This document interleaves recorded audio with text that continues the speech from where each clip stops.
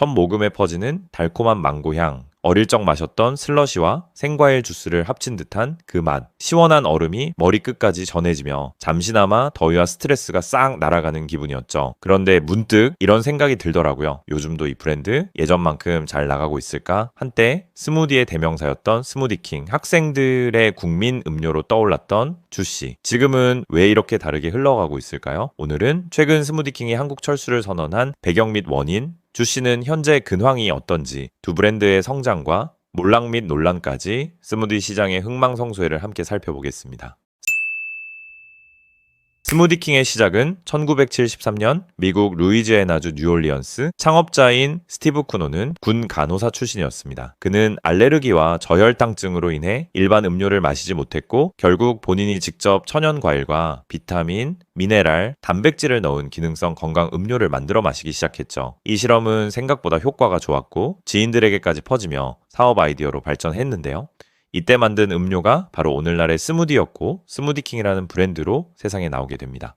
스무디킹은 운동 전후 영양 보충, 한 끼 대용, 체중 조절 등 기능성 음료 트렌드와 맞물리며 빠르게 성장했고요. 미국 내에서는 무려 700개의 매장을 열며 글로벌 넘버원 스무디 프랜차이즈라는 타이틀을 얻게 되었죠. 한국 시장 진출은 2003년 5월 서울 명동에 1호점을 열며 시작됩니다. 처음에는 스무디라는 개념 자체가 낯설어 매출도 저조했고 적자가 이어졌죠. 하지만 한국 소비자에게 맞는 메뉴, 개발, 무료 시음 행사, 다이어트 마케팅 등을 통해 점차 브랜드 인지도를 높여갔습니다. 그리고 마침내 2006년 명동 1호점은 전 세계 600여 매장 중 매출 1위를 기록하게 됩니다. 한국 시장에서 세계 1등 매장이 나온 것이었죠. 이후 일어난 사건은 더 놀라운데요. 2012년 스무디킹 코리아는 미국 본사를 약 571억 원에 인수합니다.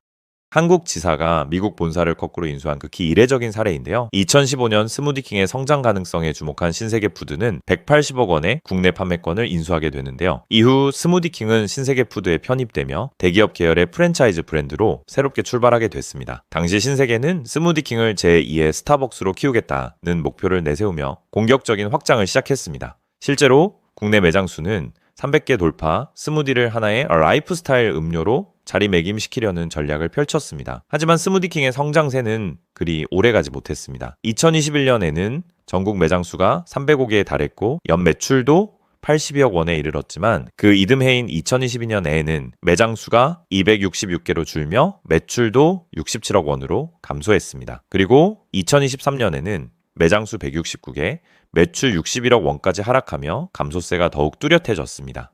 2024년 현재는 전국에 90여 개 매장만 운영 중이며 이마저도 상당수가 매출 부진과 운영 부담에 시달리고 있는 상황입니다. 무엇보다 스무디킹에게 가장 치명적이었던 점은 2015년 신세계 푸드가 브랜드를 인수한 이후 단 한 해도 흑자를 내지 못했다는 사실인데요. 인수 직후인 2015년에는 약 2억 원 규모의 영업 손실을 기록했고 이듬해인 2016년에는 손실이 8억 원으로 확대됩니다. 2019년에는 12억 원, 2020년에는 22억 원, 그리고 2021년에도 18억 원의 적자를 기록하며 브랜드는 만성적인 적자 구조에 빠져들게 되었죠. 이에 신세계푸드는 비효율 점포를 정리하고 쇼빈숍 형태로 매장을 재구성하는 등 스무디킹의 체질 개선 작업에 나섰는데요. 그 결과 2023년에는 적자 규모를 약 8,900만 원 수준까지 줄이는 데 성공했지만 흑자 전환에 여전히 실패한 상태였죠. 점포 수는 계속해서 줄고 매출 역시 해마다 감소하는 상황 속에서 높아진 인건비와 임대료 같은 고정비 부담,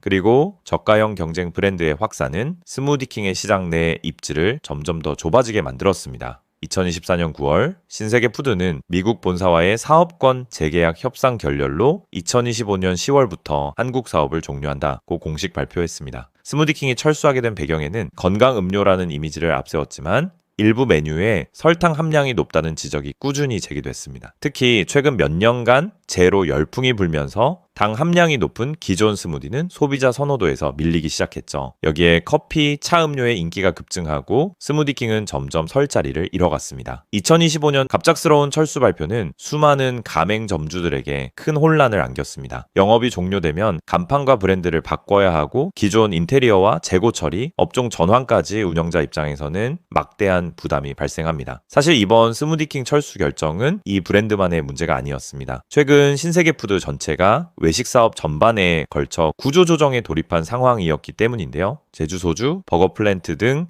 수익성이 낮거나 시장 반응이 미흡했던 브랜드들은 하나둘씩 정리 대상에 올랐고 선택과 집중 전략을 강화하고 있는 것이 현재 신세계푸드의 방향성이죠. 이처럼 전략적인 방향 전환 속에서 한때 건강 음료의 대명사로 불리던 스무디킹은 조용히 시장에서 퇴장하게 된 것이죠. 하지만 모두가 같은 길을 걷지 않았습니다. 같은 시기 비슷한 음료 시장에서 정반대의 방식으로 소비자들에게 어필하며 지금까지 버티고 있는 프랜차이즈 브랜드 주시 이야기입니다. 주시의 시작은 2010년 서울 건국대학교 인근의 작은 가게였습니다. 창업자 윤석재 대표는 당시 20대 청년이었습니다. 자, 그가 품었던 질문은 단순했죠. 신선하고 맛있는 생과일 주스를 누구나 쉽게 저렴하게 마실 수는 없을까? 이 물음에서 출발한 주씨는 대용량 생과일 주스를 합리적인 가격에 판매한다는 콘셉트로 학생들 사이에서 빠르게 입소문을 타기 시작합니다. 특히 1리터 생과일 주스라는 파격적인 콘셉트는 대학가와 번화가를 중심으로 순식간에 퍼져나갔고 소비자들은 이 브랜드를 가성비 주스의 대명사로 인식하게 됩니다.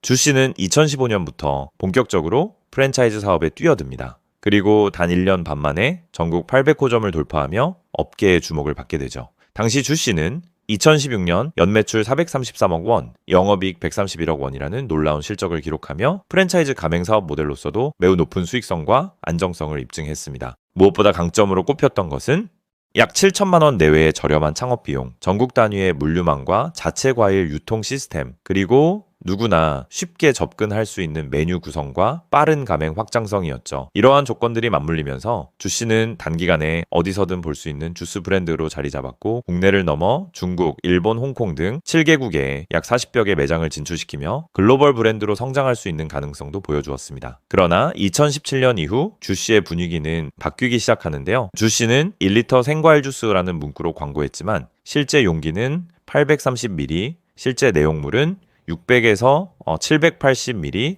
수준에 불과했던 것으로 드러났죠. 이 문제로 공정거래위원회는 시정 명령과 함께 2,600만 원의 과징금을 부과했고 이 사건을 기점으로 주씨에 대한 소비자 신뢰가 흔들리기 시작합니다. 자, 논란은 그게 끝이 아니었습니다. 일부 매장에서 믹서기를 제대로 세척하지 않거나 남은 음료를 재사용한다는 제보가 나오면서 소비자들의 불신은 점점 커졌습니다. 매장 구조상 제조 과정을 직접 확인하기 어렵다는 점도 불신을 가중시켰죠.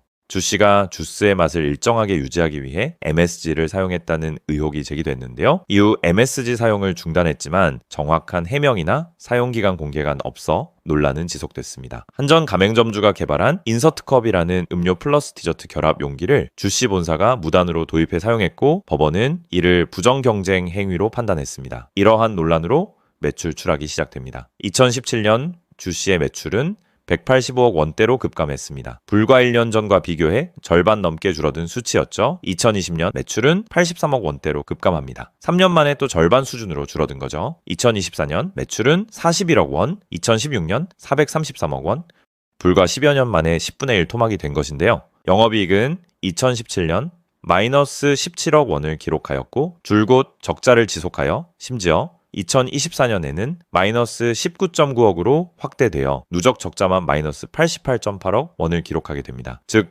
운영만 보면 손실이 누적되는 상황인 거죠. 당기이익도 2017년 마이너스 17억 원을 시작으로 매년 적자를 지속하다가 놀랍게도 2024년 당기순이익이 12.9억 원 흑자로 전환됩니다. 영업이익은 지속적자인데 당기이익이 흑자, 그 이유는 자산, 건물 및 토지 처분 이익에 의한 흑자였던 겁니다. 가맹점 수도 급격한 하락세를 보입니다.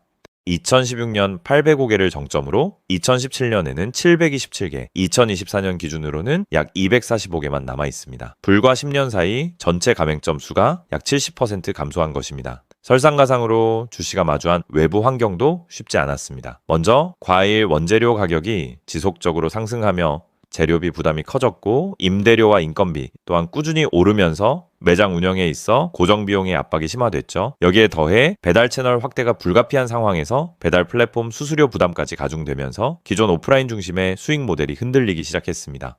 뿐만 아니라 유사한 콘셉트의 브랜드들이 빠르게 시장에 진입하고 대형 카페 프랜차이즈들까지 생과일 주스를 앞다투어 출시하면서 주씨만의 차별성과 존재감도 점차 흐려졌습니다. 이러한 상황 속에서 주씨는 샐러드나 간편식 메뉴 도입 등을 통해 반등을 시도했지만 과거와 같은 폭발적인 반응을 이끌어내지는 못했죠. 결국 브랜드의 위상을 다시 끌어올리기에는 시장 환경도 소비자 반응도 예전 같지 않았던 것이 현실이었습니다. 그렇다면 주씨는 다시 일어설 수 있을까요? 지금 주씨에게 가장 필요한 건 무너진 소비자 신뢰를 다시 세우는 것입니다. 또한 본사의 체계적인 운영 관리, 새로운 메뉴 개발과 차별화, 그리고 가맹점과의 상생 관계 회복이 뒤따라야 브랜드가 다시 설 수 있습니다. 무엇보다도 이제는 가성비 주스에서 벗어나 지금 소비자에게 맞는 새로운 이미지로 리포지셔닝 해야 할 시점입니다. 이 모든 걸 해내지 못한다면 주씨는 과거의 영광 속에 머무른 채 서서히 잊혀질 수밖에 없습니다. 여러분이 마시는 이 한 잔,